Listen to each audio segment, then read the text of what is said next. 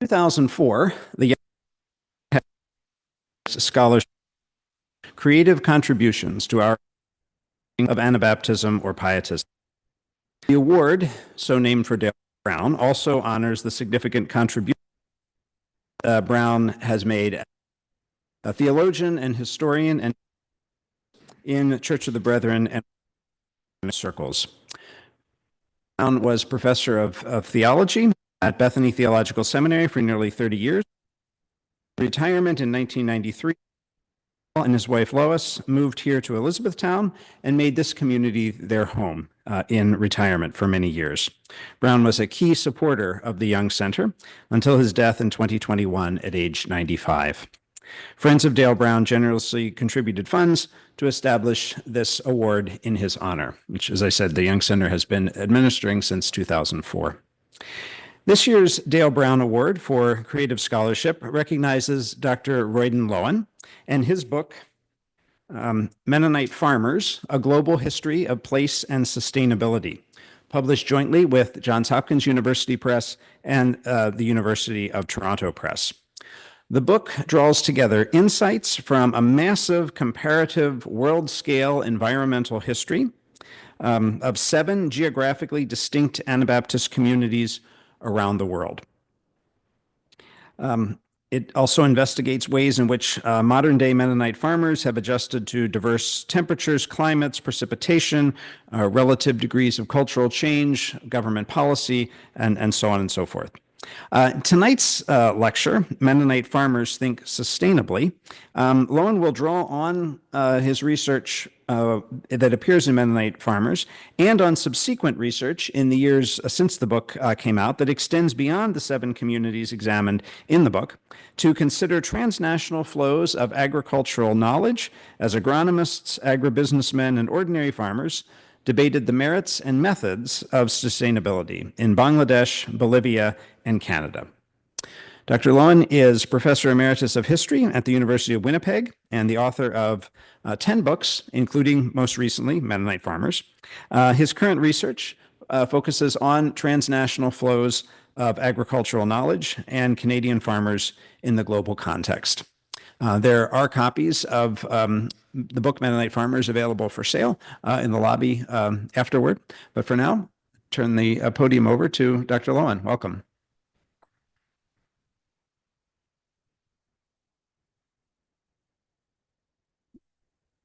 Thank you very much, Steve, for those kind words. Thank you for coming out. I am deeply honored by this award. Although I had to white lie my way to the U.S. because I knew that if I told them at the border that I was coming here to get an award, they wouldn't want to know whether there was any money, and I might have to white lie about that. And so they said, "So what are you doing in the U.S.?" I said, "I'm coming to a history event in Lancaster, Pennsylvania." And she scratched her head and said, "You mean like a conference?" I said, "Yeah, like a conference." So I'm here under false pretense. I'm also actually, I've hopefully Steve isn't kind of embarrassed by this yet, but I found myself saying this wherever that I'm actually here to suss out Pennsylvania because it has green hills. Manitoba's under snow. And I thought it would be really cool to annex Pennsylvania and make it our 11th province. Because we could use a place that has green hills. Anyway, so the guy at the airport where we were lining for luggage told me he was in strategic studies at the U.S. War College here. I tried that joke out with him and he didn't think it was funny. So anyway, to work here. Let me just get into my computer. And maybe you type in the right password. So, how do farmers think? How do they think about sustainability? These are the questions at the heart of my current research project, Transnational Flows of Agricultural Knowledge, the acronym for which is TFOK, So think T-Rex, that's the world. T-Folk, that's the Mennonites. T-Folk is a sort of sequel to Mennonite Farmers, but where the latter studies 7 points on Earth, T-Folk, and more or less in isolation with one another. T-Folk is about flows between communities in and out of distinct places, flows of knowledge. T-Folk cares less about what farmers do than how they think. It's an epistemology of agriculture, if you like big words. Its focus is Canada and Mennonite farmers across Canada and their links to global flows of knowledge. T-Folk has 3 parts: an early section about settlers bringing knowledge from Europe to North America, a middle section of the children and grandchildren exporting knowledge from Canada to the global south as NGO agronomists, mostly as MCC workers, and watching it mix up with local knowledge. A late section of a final generation importing ideas from multinational chemical companies and the international organic farm movement. Single words describe the 11 chapters. Settlers and immigrants in section 1, agronomists, eco-women, and peasants in part 2, agribusinessmen and neo-agrarians in part 3. Today, I want to focus on 2 of these categories, and it's slightly different than what Steve told you, but that was something Steve made up back in December. So I want to focus on 2 groups: neo-agrarian, that is organic farmers from across Canada, and eco-womanists. If you never heard that word, that's okay. I'm sort of inventing it. No, you'll find out that's actually a legitimate term. Eco-womanists, female peasants in Bolivia and Bangladesh who encountered agronomists working for MCC. So these 2 groups share a particular understanding of the word sustainability, natural systems agriculture, and a rejection of chemicals. The neo-agrarians and eco-womanists differ from the way agribusinessmen or settlers thought about the word, and yes, they also use the word sustainability, but in different ways. And yet, as you will see, there are vast differences in the way even Canadian Mennonite organic farmers thought about sustainability, or the way the Canadian farmers from the global north thought about it compared to global south women agriculturalists. They're Catholics and Pentecostal in Bolivia. They're Muslim and Hindu in Bangladesh. Of course, we all may define sustainability in different ways. In Mennonite Farmers, I suggested it could mean one of 3 things. First, an environment's ability to sustain life. Is the soil healthy? And will it be passed on to the next generation in healthy form, defined by microbial activity and organic matter? Biological action, first outlined by Dr. Albert Howard in the UK and popularized here in the US by J.I. Rodale after 1940. And there's a Rodale Center here in Pennsylvania. Second, that a system of production, sustainability could mean a system of production seeking equitable relationships. Is there, in fact, a neighborhood of farmers in which all parties can earn a living wage, a community, a concern that has propelled Wendell Berry to stardom? Third, a religiously ordered community's link to a common life-giving spirituality. And many religions could be invoked here, but for the Mennonites, the Rooted and Grounded seminars at AMBS, note the theme of this September's conference, kinship and with all creation. So in my expose tonight, you will find all 3 definitions propelling farmers, but listen carefully, and you may find even other definitions coming to the fore. The source for this talk is entirely oral history, which Alejandro Portelli and other oral historians of note argue reveals the truth of an event, not so much its factual content. Oral history locates what the interviewee thinks happened. Oral history gives us an insight into the mindset of the farmers we're trying to understand. Yes. Okay, so part one. Canadian farmers think organic, or the neo-agrarians of Canada. We begin with Winkler, Manitoba, in the center, in the south of Manitoba. And the section here is called The Yin and the Yang of Quaker Farms. And the first part is CEO Wayne versus shareholder Scott. Quaker Farms, located in Winkler in south central Manitoba, right on the US border, farms 5,000 acres organic. The total farm is 15,000 acres, and as such is one of Canada's largest organic farms, specializing in potatoes, hemp, and onions. It is a microcosm of the diverse meaning of sustainability. On the one hand are the imaginations of the owners, ironically, mostly urban, left of center, members of the extended Quaker family, numbering about 150 persons, all descendants of Mr. A. Quaker, who established the farm in the 1920s. On the other hand are the managers of Quaker, residents of southern Manitoba Mennonite towns, conversant in Low German, and typically members of more conservative, right-of-center Mennonite churches. The bourgeoisie left of center, the proletariat right of center. You got that? That doesn't jive with your sociology 101 class you took years ago. There's a reason. Wayne Quaker was the manager of Quaker Farms when it transitioned to organics in the late 1990s. Wayne grew up on a small mixed farm, and when he was hired as agronomist for Quakers in 1988, he says, it was a breath of fresh air for me. Farming in a bigger way, more monoculture.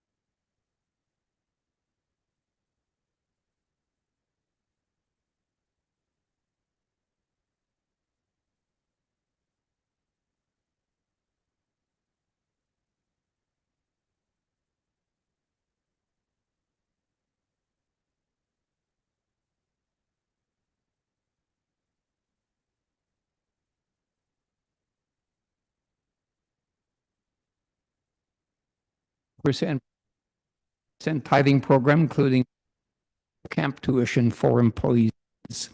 In the end, Wayne returns to his ag, and he says, never say, don't quote me in an interview. But he thinks the public's in organic is a reflection of, says that organic thing gives us popularity. The Quaker is a good corporate citizen.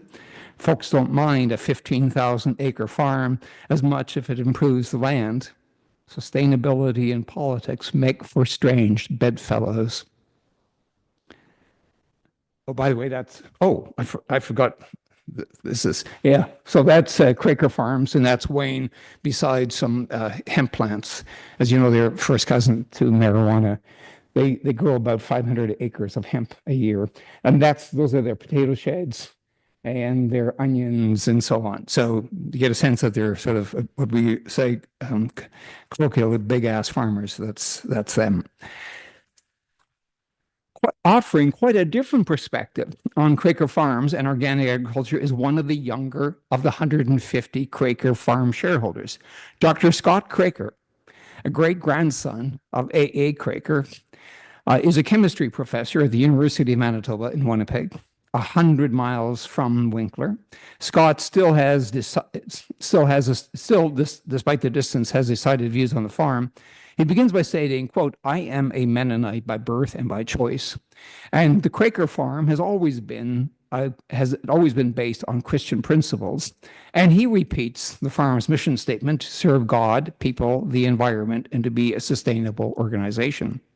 Scott says that he is an active shareholder, attends meetings, asks questions, reads books, and gets vocal from time to time. He recites his great-grandpa's mantra, "Immer besser," always better, a term used at shareholders' meetings, alluding to all aspects of the farm, yield, social relations, and soil health. Scott's recollection of the transition to organic differs somewhat from Wayne, the CEO's. Scott points to a 2002 special non-voting advisory council meeting meant to engage the fourth generation of Quakers. Scott chaired the meeting, and at a time when he says he was very skeptical of the company, its agribusiness assumptions, its chemical usage, making Quaker, quote, "a party to environmental damage around the world." Scott recalls, "I was pretty vocal. I wanted to raise the issue." And as he recalls, it was that meeting that pushed a hesitant management to experiment with organic agriculture, embrace ideas of biosynthetic or enzymatic or heterogeneous catalysts, and hire for organic expertise. Scott's ideas were solidified when, as a postdoc in the Silicon Valley at Stanford, he encountered a history be damned approach to knowledge and found himself drawn to Wendell Berry, the environmental activist from Kentucky, and Wes Jackson from the Land Institute in Kansas, who spoke about local culture and crop diversity. Scott also dabbled with Buddhism, especially its notion of interconnectedness, an idea he now found within Christianity, leading to a more holistic view that land is to be cared for. Ironically, the shareholder, 100 miles from a mega farm, quotes Wendell Berry and the Buddha, but organic ag makes for strange bedfellows. 2. Philosophies of life, methanol co-op and plowshares commune. An even greater idealism than Scott's can be found in two other Manitoba farms, both very urban. Mennonite Farmers commune, Mennonites Farmers Workers Cooperative, located on the campus of Canadian Mennonite University in Winnipeg, and the other, Plowshares Community Farm, a commune in far eastern Manitoba, but founded by Winnipeg residents. Both are small-scale CSA vegetable farms, and both overtly agrarian in their aim, restore human interaction with the soil. Metanoa is ideally placed between the CMU campus, and that's a middle photo there, and its old limestone buildings and the Assiniboine Forest. Begun in 2011, it's described by 25-year-old student manager Marta Bunnett as, quote, "a workers' cooperative that stewards the CMU farm." And as a self-assured steward, it has 4 guiding principles: just food, informative farming, spiritual vocation, and ecological sustainability. Metanoa strives for informative farming, connecting clients face-to-face to the land, even if it's nothing more than a lot of good conversation in the bean patch, picking beans. Marta says the connections are propelled by, quote, Mennonite commitments to peace and justice, aiming to address, quote, our food system, which is broken, unjust, and violent. She easily goes deeper into the biotic and compares the science of conventional organic agriculture. The former kills the soil, she says, exploits it as a resource. The latter, quote, joyously sees the beauty and the independence of the land rooted in a diverse ecosystem. Marta also sees sustainability in social terms in the marketplace, where producers and consumers alike are treated justly and come to know one another, and more fundamentally in cooperative work, where workers connect by story and personal encounter. Third, organic ag is sustainable in that it makes peace with your own body, as food quality improves simple health. To that end, she cites Duke University's Norman Wiersba and his 2018 book, Food and Faith, A Theology of Eating, a theological call to a dialectical intertwining of faith and natural life. A second unconventional farm, Plowshares Commune in the far east of Manitoba's parkland on the Broken Head River, near an indigenous First Nation by that name, has a similar philosophical grounding. It was founded by three middle-aged Mennonite couples from Winnipeg in 2006.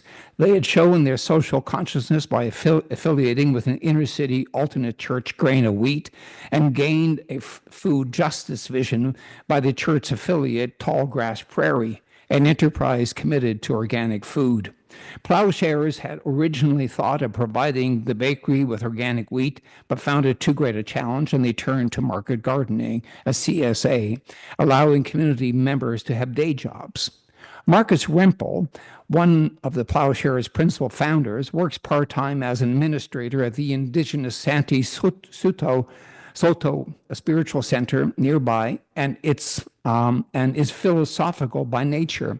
In 2017, Marcus published "Life at the End of Us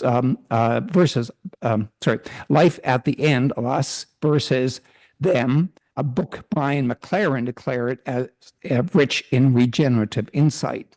Marcus says he didn't grow up on a farm, but in Germany, where his parents, Peter and Elsie, were with MCC. He drank in the ideas of the Greens of Germany.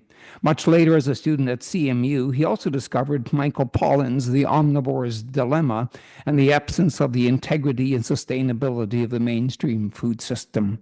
Marcus speaks Marta's language of connecting food, people, and land, but Marcus is as candid and denounces, quote, Western-style development as a war on subsistence. He is pointed in his prophetic role, invokes a wide range of names, René Girard, Ivan Illich, and even the medieval thinkers Meister Eckhart and Francis of Assisi. And then he comes back to the importance of his work at Santee Soto Spiritual Center and how the environmental visions of Black Elk, the Wyoming Catholic who led his Olalaka people in 1932 to a hybrid Christian indigenous religiosity, declared that the Great Spirit is within all things.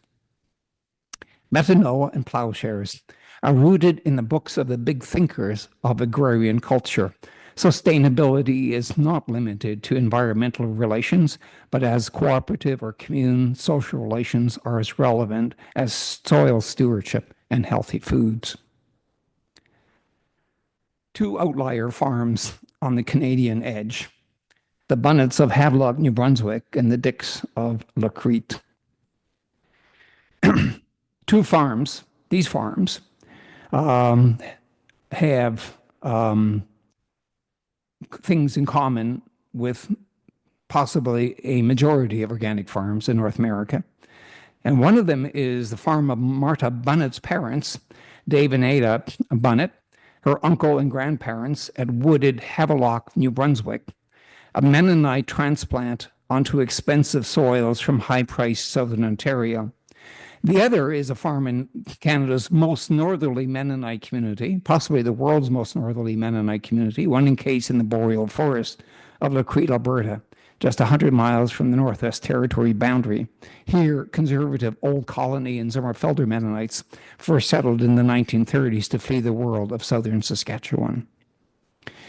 New Brunswick's David Bennett's description of how his household transitioned to organic agriculture 20 years after moving east is infused in absolutely no religious language. Rather, it's simple revulsion at what he saw in Ontario. Farm sizes got bigger and animals went into barns and feedlots. It really became industrialized. Not much different than the Bunnets' own cement and steel factory pig farm when they got to New Brunswick. In the same vein, he found himself at odds with monocropping of synthetic fertilizer-dependent corn year after year on the same land, shooting for the big yields. A watershed moment for him came when his pro-chemical dad sent David on a week-long course on safe chemical spraying techniques to the regional city of Moncton. The course backfired, as for all that talk of using poisons carefully made David queasy. I just didn't like the idea of spraying. With his brother Murray, he began attending organic producer meetings, realizing that a new round of knowledge was required. And when David married in 1992, he took a week-long course from a Quebec instructor and learned how the soil worked and how to get the nutrients released from the soil and about cover cropping and crop rotation. David found it amazing what can be done. The Bunnets transitioned, producing grass-fed beef and hogs, free-range broilers and turkeys, and organic crops, milk, and bakings. Then David experimented. Most recently, he has become very excited about zero-till organics, denouncing the plow as violent. He's created a formula: plant annual clovers with the oats, let the winter kill the clover, plant barley in the springtime into the clover stubble, and you've not had to move an inch of dirt. It's risky, but better than using chemicals.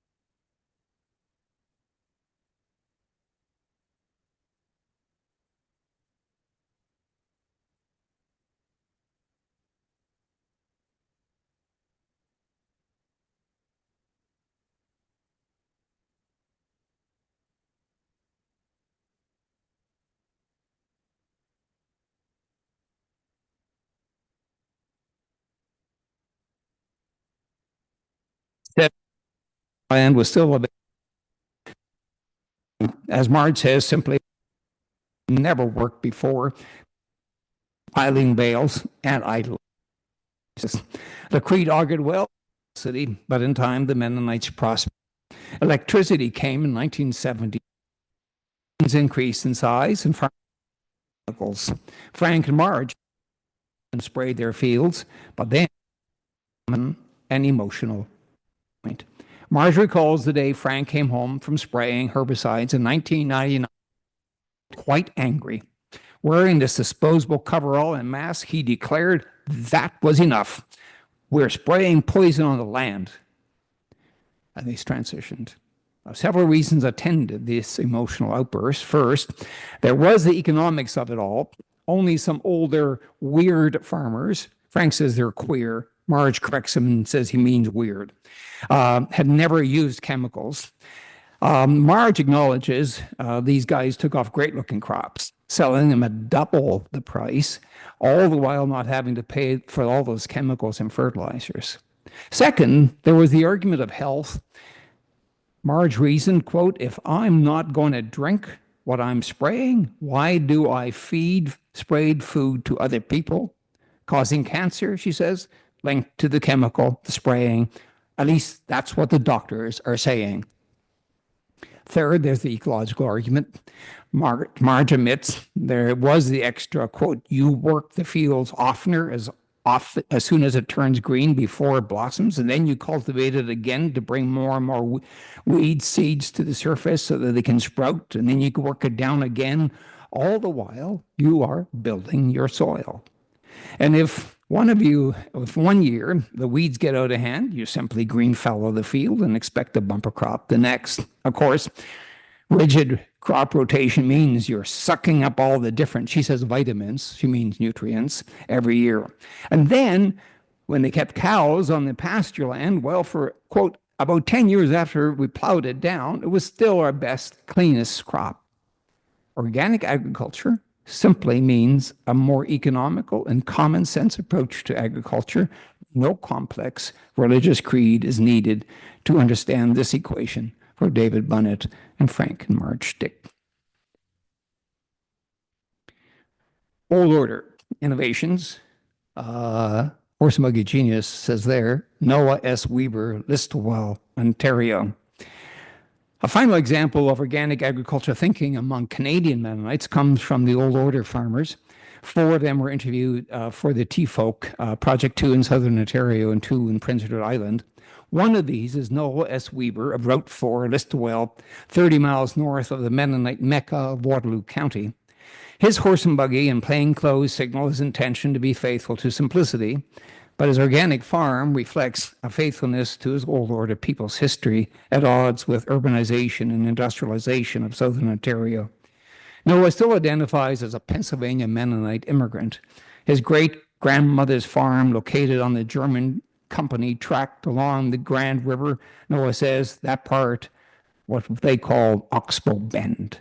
There may be a golf course there today, but Noah grew up on stories of how that great-grandmother and her husband, Enoch Weber, quote, physically worked very, very hard to make a living off the land. No chainsaws, everything old, hand-propelled saws. The same pre-industrial ways were so advanced by Noah's dad. Quote, he didn't have any chemicals, but just the wood handled hoe by hand. Now, this sense of history is the context for Noah's transition to organic agriculture. Modernity has run amok. In its attempt to make life easier, says Noah, it's made things more precarious.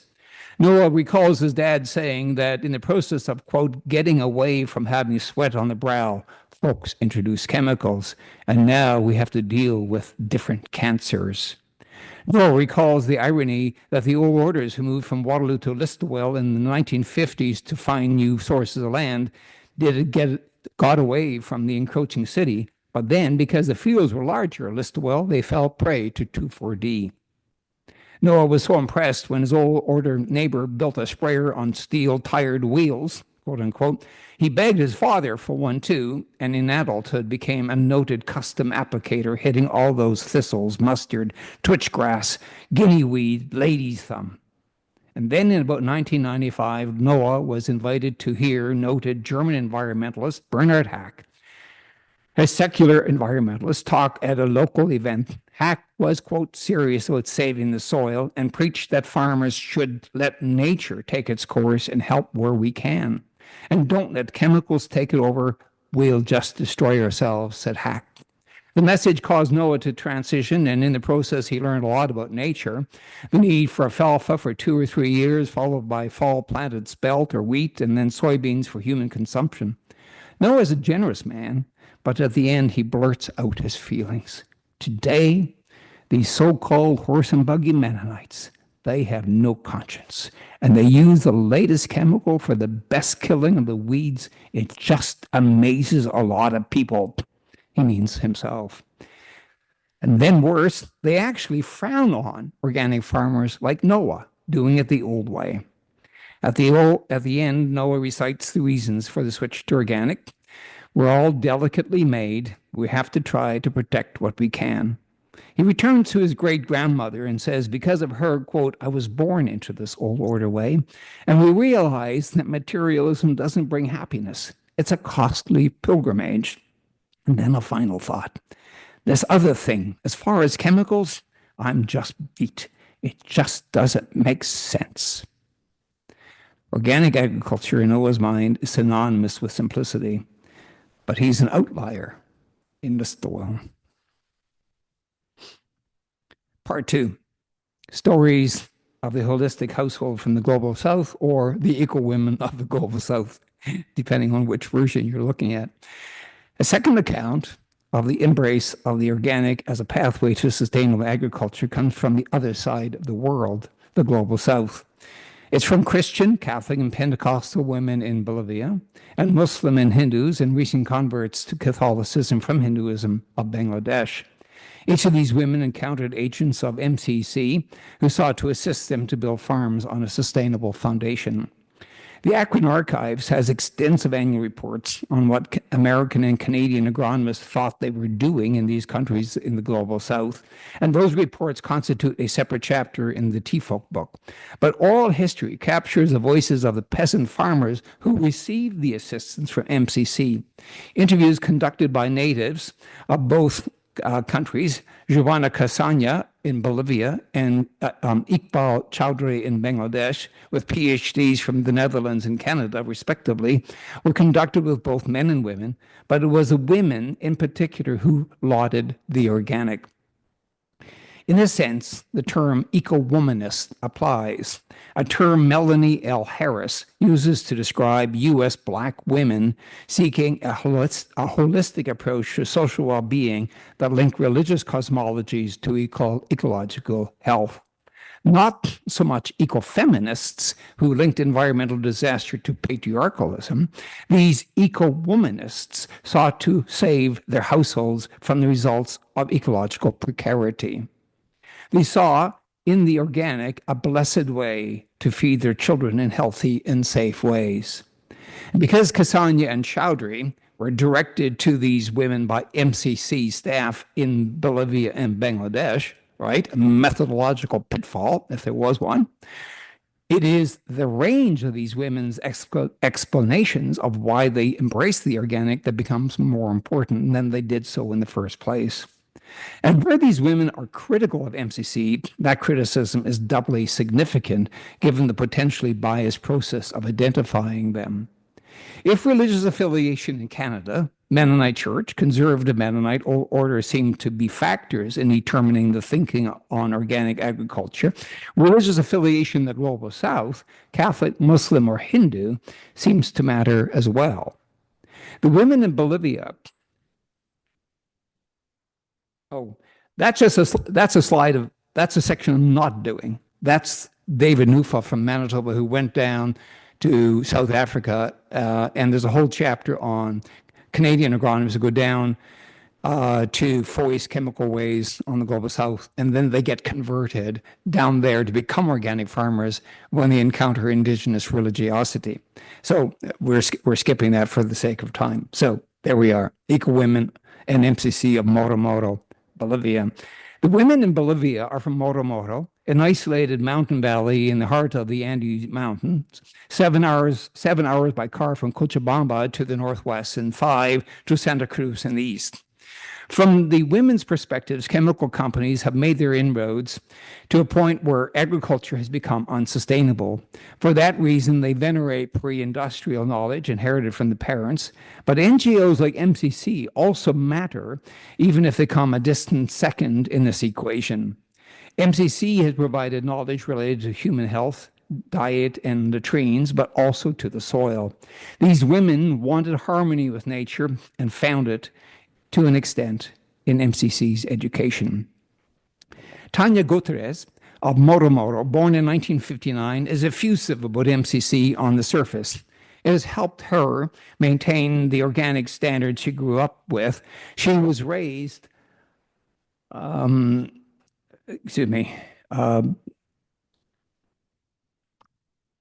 it has helped her maintain the organic standards she grew up with. She was raised by a single mom and learned agriculture from her grandfather.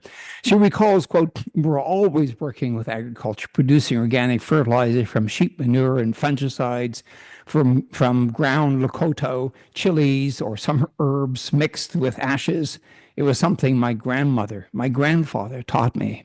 She compares these ways to modern agriculture with its chemicals washing up from Santa Cruz and Cochabamba, luring greedy male peasants gullible like monkeys, she says, scrubbing the nature that existed years before. In this context, MCC has given her a hand to maintain an agriculture of yesteryear. Most obviously, MCC provided her with water purification program, but also introduced melanoculture, that's stingless bees, lending balance to nature, and native potatoes, just like the ones we planted before. True gringo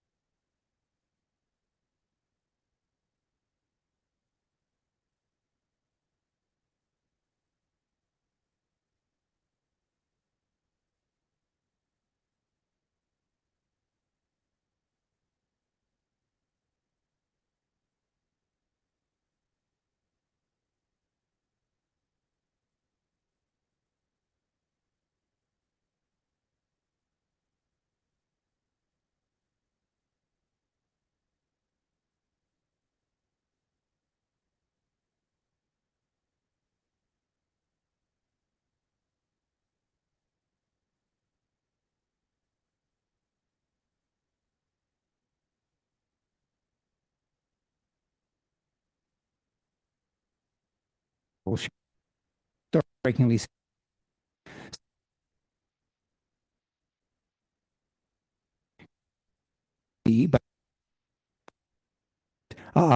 but acknowledge instrumental in advancing agriculture, although foundational to it.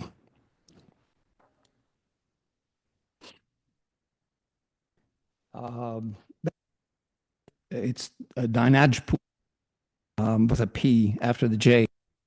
The Dinajpur women. MCC in Bangladesh is known for its work in Noakhali, the southern district of an already precarious country set on alluvial deposits less than 1,000 years old, a conservative Muslim district. But MCC over the years extended that work northward to a geologically more settled Dinajpur district, an outrage to the poorest of women, often abandoned by their men, and women from a diversity of religion, Muslim, Hindu, and Catholic. Traditional patriarchal lines here have been tested, and not all women idealize a farm in which men folk work in the fields and women in the farmyard.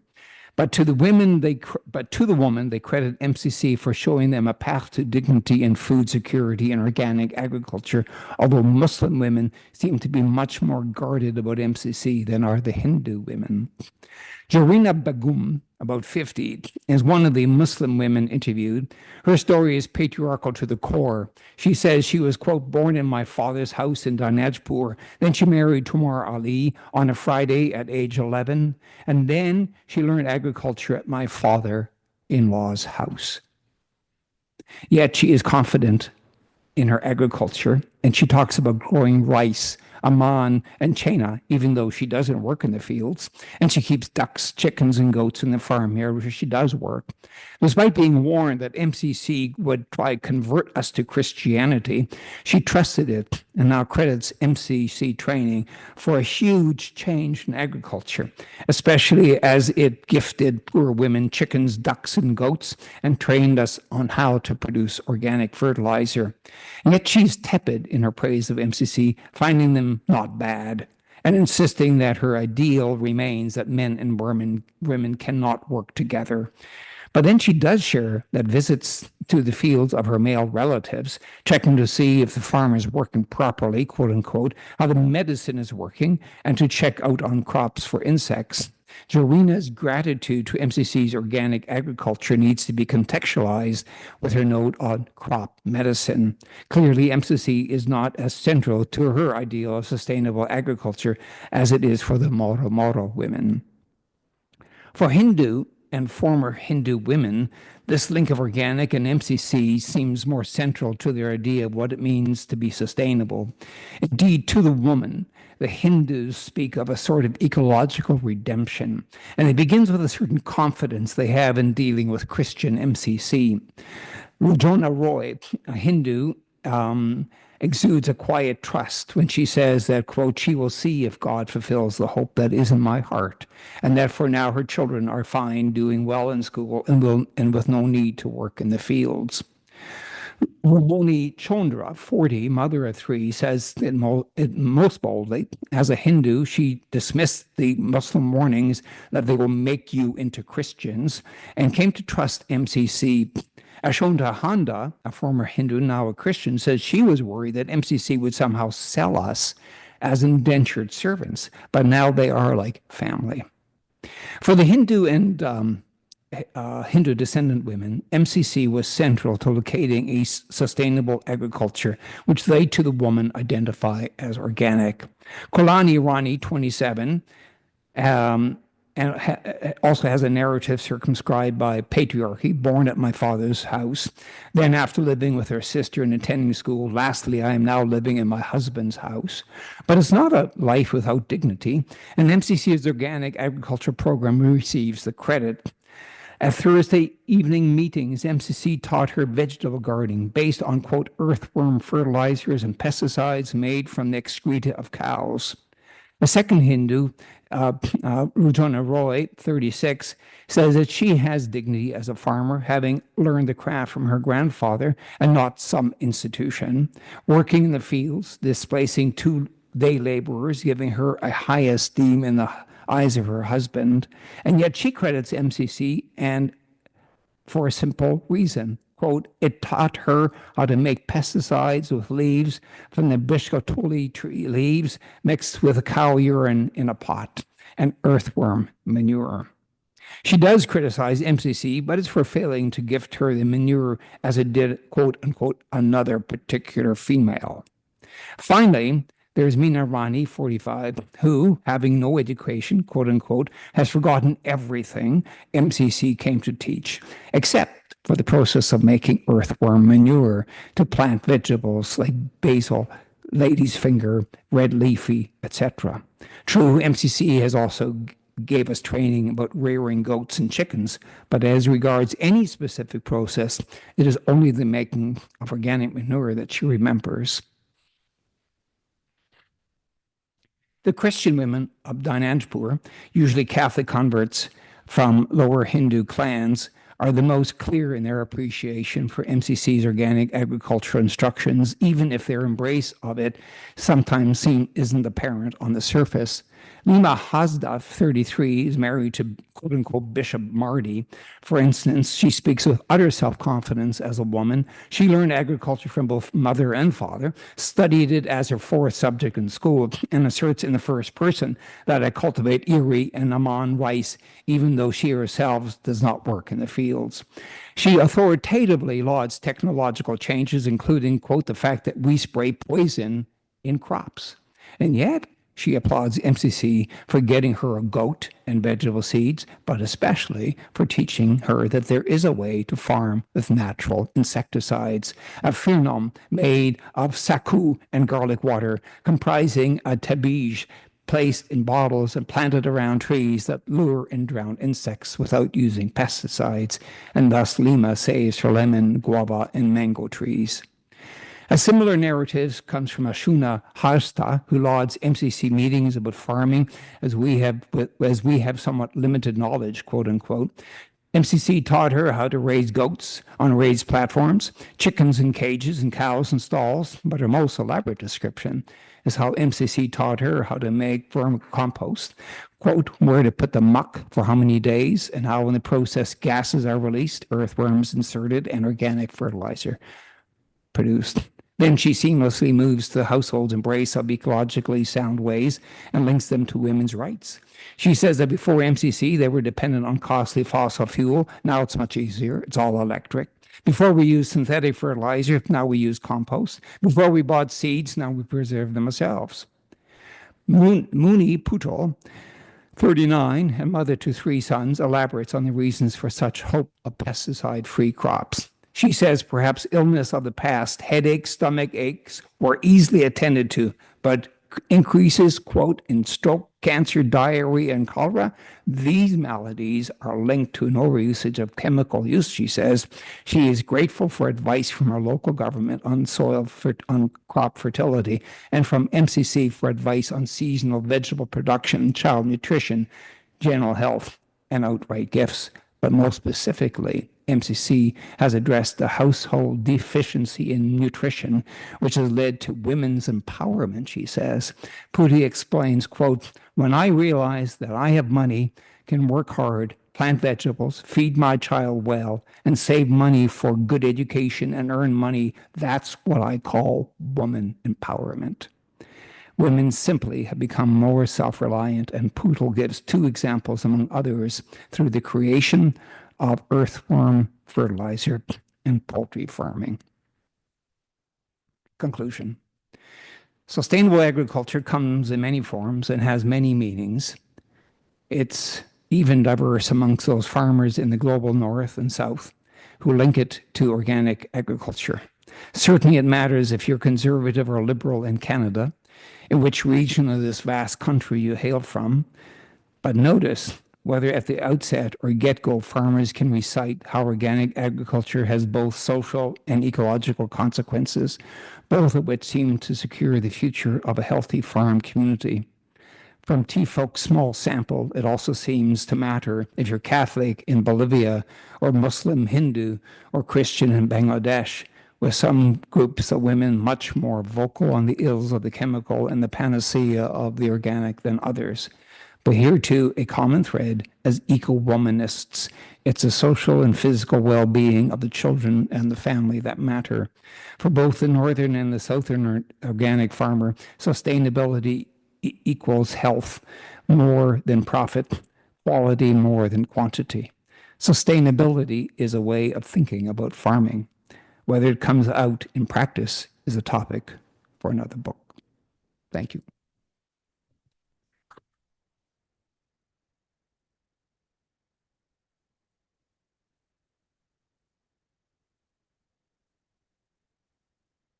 Steve says I shall now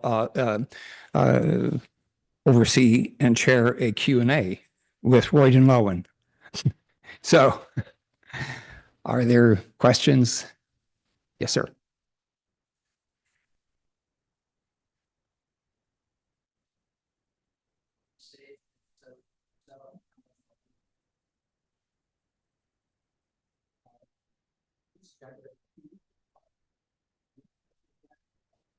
So, does it export their foods to the United States? And if so, volume, amount?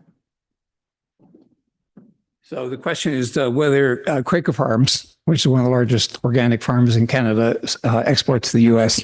We all export to the U.S. Yeah. What amounts? I would think 90% of the hemp would go to the U.S. And I think the potatoes sort of remain in Canada. I think they're less transferable than hemp. Their onions are sold in Manitoba. So I think it's probably, I'm sort of making up the answer as I'm speaking. So I think hemp goes to the U.S. Potatoes go to Canada. One reason that we as Canadians can send all our hemp to the U.S. and if there's a 25% tariff, nobody's going to care.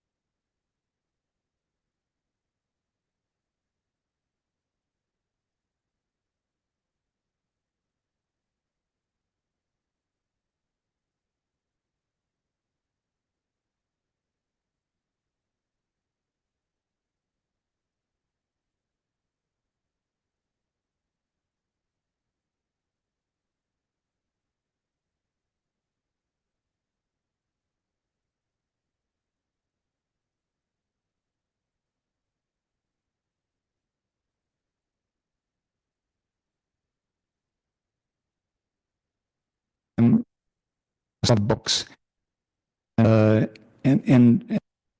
you go get your PhD. But the father rules you somehow. I'm not sure whether I'm doing this to please my father. As an academic, I had my 300 acres of land, which is acres in Pennsylvania, I think.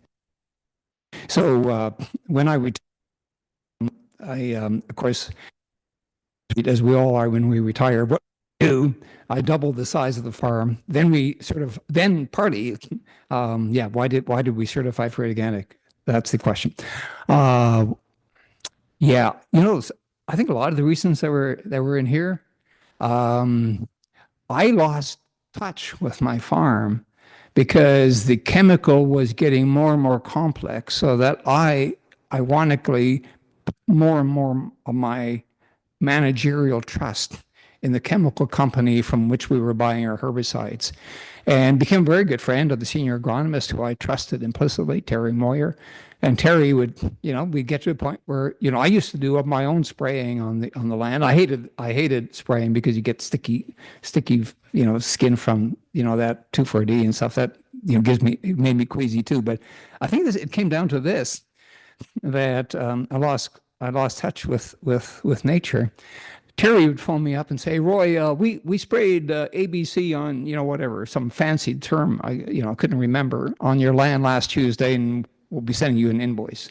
And uh, and and the way and he never sold me chemicals, by the way. He sold me chemistry. And so it was a sort of a less innocuous term. And then it would backfire. And then I think for me it was one year the chemistry backfired on our wheat field, and a third of the wheat was killed, and it was just like anguish. And then I complained about it, and so then Terry connects me with Monsanto's regional sales rep, and we meet in Terry's office, and the sales rep says, "So, what do you want for damages?" And I said, "I think I need at least $16,000." He said, "Okay, we'll give you $16,000, and but you got to sign a non-disclosure agreement here, because we don't want anybody. See, I've just violated that law right here, right? I could be sued by Monsanto." And it was just like one distasteful thing after another distasteful thing. And then you talk to organic farmers, and you find, nature's system, and you start working with nature rather than what seems to be against nature, and then you actually make more money as well. And my son Sasha, who went on to do a PhD in precision organic agriculture in Montana, I kind of bought his love. I think, he thinks his dad is cool now. So, a variety of social, cultural, and biological and economical reasons. Yeah.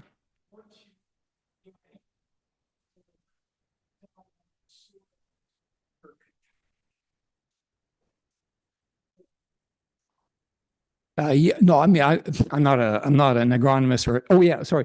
When we switched to organic, was there a period of time required in which the chemicals no longer are ingested by the plants? And yeah, I mean, the certifying bodies, and their certifying bodies around the world, and they belong to an international convention. And so I would think that the organic standards in the U.S. are identical to the standards in Canada. And so when you transition, it's supposed to be 3 years from the last time you applied chemicals to when you when you harvest your first certified organic crop.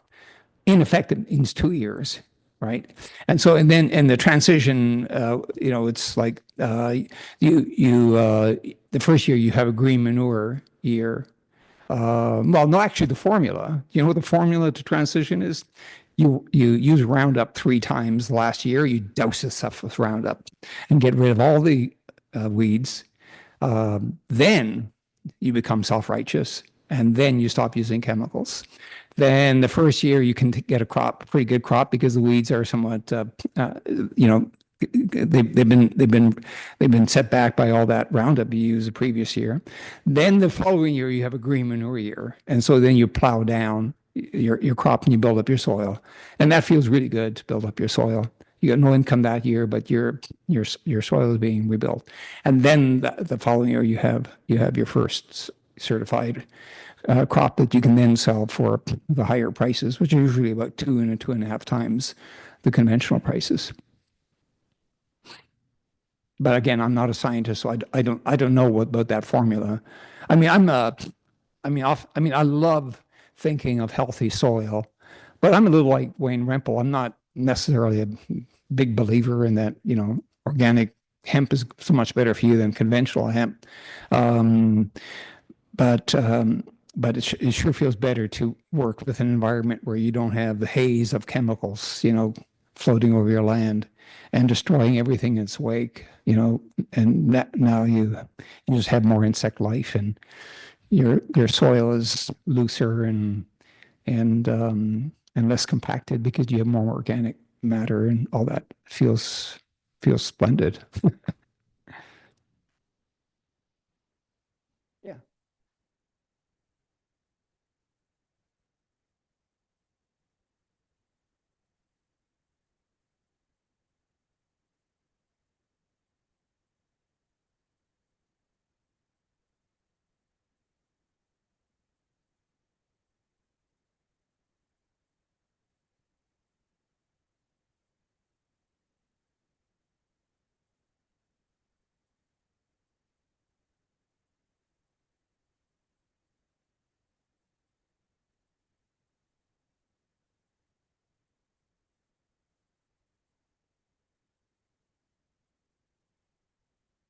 Yeah. So the question is about oral history as a methodology, and whether the folks that we interviewed had an appreciation for what the fact that their voices were being heard and respected. Um, I don't. That's a good question. I'm not sure whether I'm. Yeah, I got to think about that. I don't think they actually, you know, think about whether or not this is methodologically sound or, but oral history is actually, have you done oral history yourself? Yeah. I mean, it's really easy to find interviewees because we all like talking about ourselves, right? And we joke in history that, so we call it oral history, and then we record it, and then we deposit it in archives, and then we have it for generations. If you do what are these studies in sociology, where you interview people, almost always your ethics requirements are that you destroy the interviews after you defend your PhD dissertation, because you wouldn't want to, violate someone's privacy.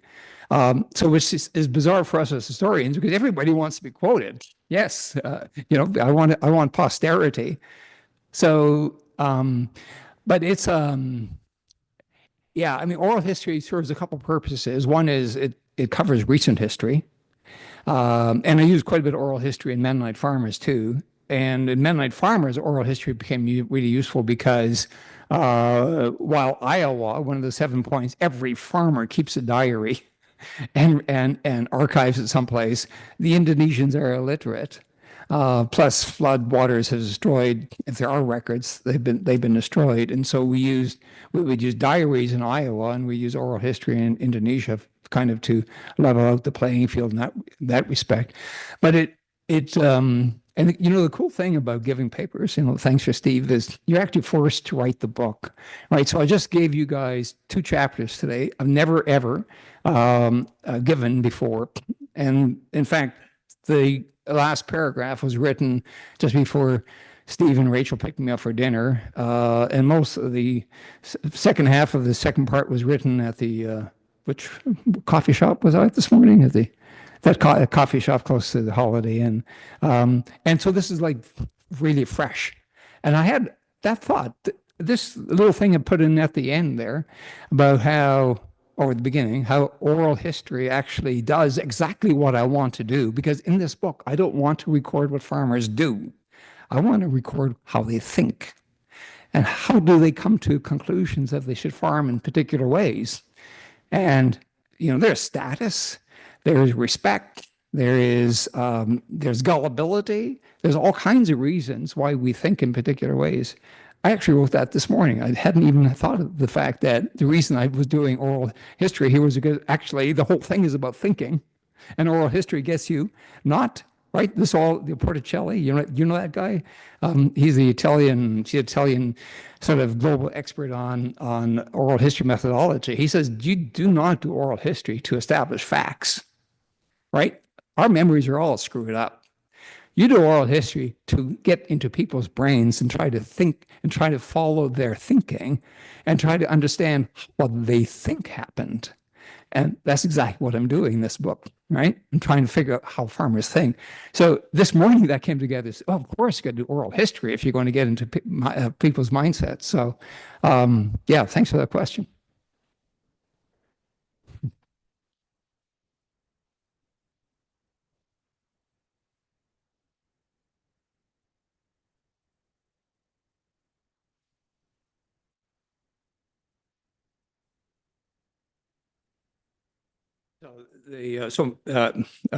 Yeah, memoir functions in similar way, and so you need because memoir is often based on memory, and I'm sure we all have instances where you remember something quite completely differently than your spouse or the very person who was there, and 24 hours ago you were maybe remembering things differently.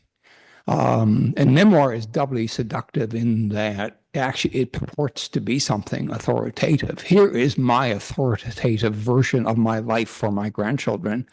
And, so yeah, one of the first things we learn as historians is that it hit